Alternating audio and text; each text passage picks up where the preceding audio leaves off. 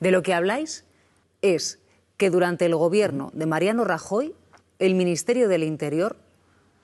ordenaría fabricar pruebas falsas contra, entre otros, líderes independentistas catalanes. Se lo habría ordenado a la policía, a unidades de la Policía Nacional que no registraban en su trabajo que lo hacían. Lo habrían hecho, según vuestras informaciones, según supervisión policial, e informaban puntualmente desde el ministro del Interior hasta incluso decís que habrían llegado esas informaciones al presidente del gobierno. Es decir, estaría al tanto el señor Rajoy. El ministro del Interior, Jorge Fernández Díaz, ponía muchísimas, algunos aseguran que prácticamente todas estas informaciones, todos estos dossiers, en un sobre en blanco y a través de los escoltas lo enviaba a Presidencia del Gobierno Moncloa. Insisto, lo relevante es que todo eso formaba parte, era conocido por el ministro del Interior, conocido y, según nuestras fuentes, alentado por el Ministerio del Interior. Y esas mismas fuentes remachan que, como mínimo, la información se le enviaba al presidente del Gobierno en aquel momento, a Mariano Rajoy. Interior habría fabricado informes falsos, habría ordenado que la policía, ciertas unidades de la Policía Nacional, fabricasen esos informes falsos que después se difundían a ciertos medios de comunicación. En función de la documentación que tenéis y de vuestra investigación, ¿cuál era el objetivo? En primer lugar, crear un clima en la opinión pública. Recordemos que el primer informe que salió a la luz, que era el de que Mas y Pujol,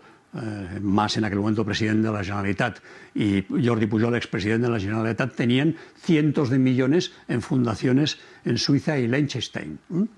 Eso se publicó pocos días antes de las elecciones autonómicas en Cataluña, en las que Artur Mas esperaba un gran resultado y perdió 12 diputados. Nunca sabremos la influencia de ese dossier falso sobre el voto en aquel momento, pero la realidad es que fue una conmoción aquí en Cataluña el conocimiento de ese dossier, que luego resultó absolutamente inventado. Por lo tanto, había una primera intencionalidad política. La segunda intencionalidad clarísima, que lo han conseguido en algunos casos, es que alguna asociación de ultraderechista, estilo, por el nombre que viene ahora a la cabeza, con manos limpias, se personara en algún juzgado y presentara una querella, con lo cual se conseguía que la vida de esa persona sobre la que se había publicado el dossier se le complicara mucho y además por tiempo indefinido, con lo que te abrían una causa, tenías que dar explicaciones, si eras un político tenías complicado seguir dedicándote a eso porque ya se sabe que si te imputan en un juzgado pues lo tienes complicado. Y en tercer lugar, era una manera de amedrentar al resto de posibles rivales políticos que tenían que tentarse la ropa si querían seguir con su actuación política, sabiendo que no era necesario que hubieras cometido nada raro, simplemente te fabricaban un dossier y no era difícil que algún fiscal se apuntara y consiguiera que los juzgados se tramitara una causa contra ti y que iba a durar un tiempo indefinido, incluso una década. Hay muchos casos que han ido decayendo de esa operación Cataluña que los jueces al final han tenido que considerar absolutamente improductivo. A mí me ha llamado mucho la atención uno de los documentos que publicáis en el que se admite que se ha estado presionando a un banco en retirarle la licencia con la que opera en España para que les pase la información sobre los Pujol. Que el propio documento policial explica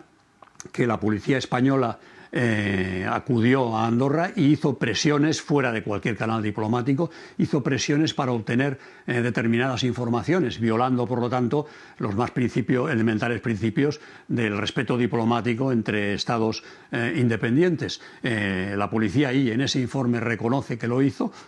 como reconoce que multitud de pruebas en esos mismos informes no pueden ser utilizados en casos judiciales porque están obtenidas, primero que no se sabe si son verdad y en segundo caso están obtenidas por métodos absolutamente reprobables, fuera de los canales habituales y de alguna manera con lo que se llama filosofía prospectiva, que consiste en que uno va a buscarle la vida a alguien sin que tenga indicios para hacerlo, simplemente porque conviene. Hay un caso que fue muy notable también en su momento, que es un hijo de Jordi Pujol, Oleguer Pujol Ferrusola, al que se le acusó de blanquear 3.000 millones de euros. Estuvo en una causa judicial durante nueve años. En junio del año pasado, o sea, hace unos meses, la causa se archivó y el juez de la Audiencia Nacional, Santiago Pérez, que fue el instructor, en un auto de una paginita dice simplemente es que no hay pruebas de nada, aquí no hay ningún caso. 9 años después de registrarle el domicilio, embargarle bienes, bueno, pues es una cosa fuerte porque lo fabricó, en este caso, la Unidad de Asuntos Internos.